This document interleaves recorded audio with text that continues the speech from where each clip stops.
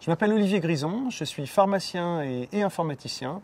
Je travaille chez Servier depuis environ une quinzaine d'années. Servier est le deuxième laboratoire pharmaceutique français, donc c'est un labo de 21 000 personnes, 21 000 salariés.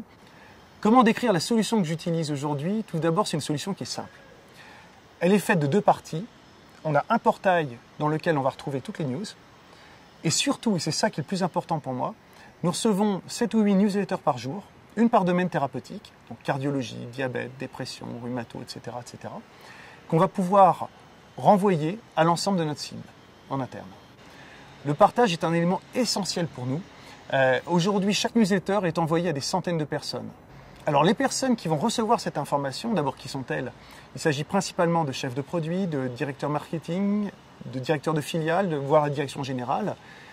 Le bénéfice qu'elles en retirent, c'est d'être tenues informées de ce qui se passe en temps réel. Le livrable LexisNexis bis était au début une simple newsletter, nous en avons fait une marque. Aujourd'hui, les gens s'abonnent chez Servier à Scan cardiologie, Scan rhumatologie, Scan dépression, etc.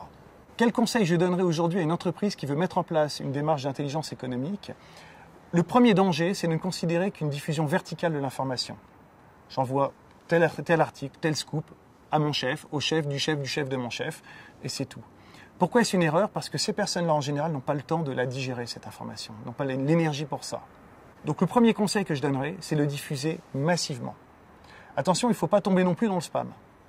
Ce qu'on a mis en place aujourd'hui chez Servier, c'est un système de diffusion d'abonnements par parrainage. C'est-à-dire qu'on diffuse très largement, mais je n'ai abonné personne de force.